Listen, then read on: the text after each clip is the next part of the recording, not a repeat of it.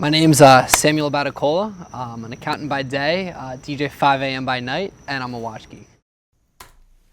Okay, before we go any further, this is Sam. He's one of my best and oldest friends. You're not going to find Rolex, AP, and Cartier in his collection, at least not yet. But it's a great example of an affordable and sentimental collection. And really, at least for me, that's what watches are ultimately all about. So let's get into it.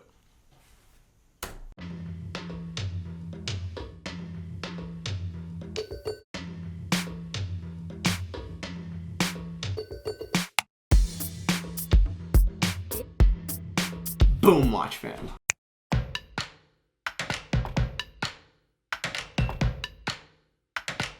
All right, this is a Tag Heuer time-only chronometer. This is actually my dad's watch. He would wear this, you know, if we were going to a wedding or a Sweet 16 or a funeral.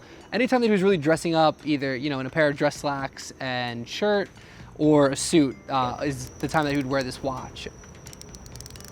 I'm immediately drawn to the dial. It's, to me, beautiful and can really go with almost any outfit.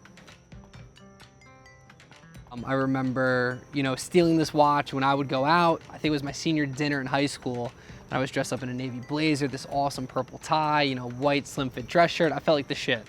And it was like, you know what, this watch would be perfect for it. And put it on, you know, sent a picture to my mother of how I looked. And the only comment was, "You're wearing your dad's watch, aren't you?" Which is very typical of my mother to, you know, make a big thing out of it. So this is you know, my memories with this Tag Heuer. This is my Timex Weekender, and this is, you know, one of the 3 Weekenders that I've owned. 1, 2, and the third is at a girl's house somewhere. I honestly have no clue who. I narrowed down to 3, but... When I went to college, I wanted a good watch. After my freshman year of basically debauchery for a year straight, my phone would die, and I wouldn't know where my friends were being at a party, and I'd be like, well, what time is it? Like, is it 2 a.m.? Should I be looking for my friends? Are they calling an Uber? Between that, blacking out, and just, you know, wanting to look good, I wanted a cool watch. And going into my sophomore year, Chris was just starting Theo and Harris, and I remember, you know, he was wearing the blue dial Rolex at the time. And being like, this is an awesome watch. And again, looks awesome during the day, just something you could wear around. So I wanted something that I could wear every day and I wasn't gonna break the bank with. And I remember Chris saying, you know, for the value of this watch, for what it costs, you really can't get a watch this good. And I remember I purchased the watch that I'm wearing now, but it was a Blueface Chronograph. And I went into it with the intention of, you know what, I could dress it however I want. I could put a NATO strap on it. I could put a green strap on it, leather, nylon, whatever it is.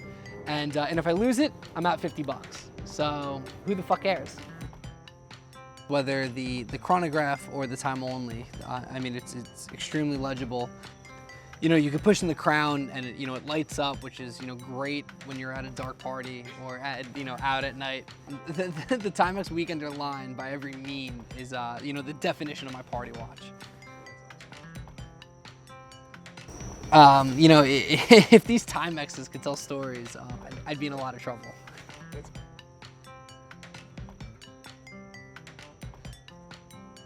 So this is my Piece Unique Undone Theo and Harris collaboration. Did I say that right? It was too big, obviously, for Chris's girly wrists, so he gave it to me. This was my first mechanical watch, which was a special moment for me. I mean, only owning, you know, a Timex Quartz before that. The dial tone, you know, the black with the bronze, the green strap. I get so much use out of the military green. It's not even funny. This is a watch for me that I'll wear to barbecues, you know, anytime I'm gonna go near a pool, obviously because it is a diver. And is a watch that surprisingly has given me a lot of value. You know, people come up and see this watch and go, where did you get this from? And for me, for, you know, a couple $100, $500, whatever it is, for a fairly cheap watch in the scheme of things, it's cool to, you know, get recognized for having a cool watch. So next up is my early 60s Anycar Sherpa 600. This is my first vintage watch. It's actually an heirloom, but I don't know what grandfather it belonged to. Both of my grandfathers were in construction, so to me it's surprising that they would own a watch like this, but when I think back now, it kind of makes me think that this was probably their special occasion watch. For me, owning a watch that is smaller, it's something that, again, I'm able to get a lot of use out of, and I appreciate it for the fact that it is older. I love the fact that it's something from the early 60s. From the music that I listen to kind of the style that I'm into. It kind of fits, that vintage classic, just era in general, that I just appreciate. So to be able to wear something like this, to me, is awesome. I understand that, yeah, it might not be as popular as, wearing something that's a bigger dial, but I love it just the same. When I put on, whether it's a slim fit suit or, a slim fit outfit, whether it's, the khakis or my shirt, it really, to me, accentuates that outfit and goes perfect with it compared to a watch that's a little more bulky, that kind of stands out a little more. I like everything to kind of just fit into place. When I was, a baby, I remember going to my grandparents' house, basically almost every day, every weekday. My dad would drop me off in the morning, and I would go there and walk in, and my grandfather would have James Brown queued up, and we would dance, and he would teach me how to dance to James Brown, and we would do this, days in and days out, as long as I could remember. That's, the one thing that really got me into music. Later in life, DJing with my dad was another motivation, but a watch from this era and music from that era really started it all. I like to believe that, whatever grandfather, had this watch is very proud that I'm wearing this watch, and it means a lot to me. If I could have, any watch in the world, I think my, if I win the lottery, my watch would be, that platinum Daytona with the, what is that, a light blue dial. But no, realistically, just with my line of work, what I do for a living, I'm an accountant by day, I DJ on the weekends. For something that's sporty, that just, you could just utilize in any sort of day life, Pepsi bezel GMT would be my go-to. Ideally something from '96, just because I was born in '96. I don't know, I'm weird like that. It'd be kind of cool just to match it up like that. But no, my go-to, my goal watch, which is, most likely going to be affordable, probably hopefully within 10 years, is a Pepsi bezel GMT. You look forward to that? Would love to have it. When I look at these watches, I have, so many beautiful memories in my young life at, 23 years of age.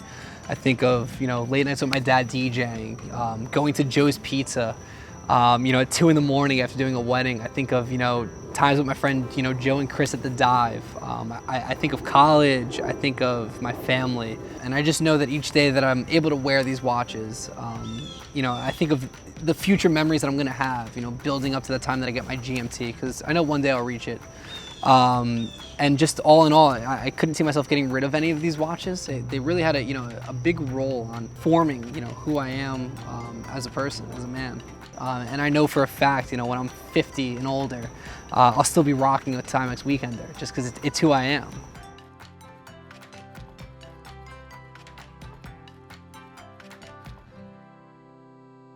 Do it. Unique New York. The arsonist has webbed feet. Timex definitely is not lying. They take a lick and keep on sticking. Is my cleavage good? Yeah. Oh, I'm just making sure. I'm gonna be like, this guy. That could display multiple time zones simultaneously. And that's how the GMT was born.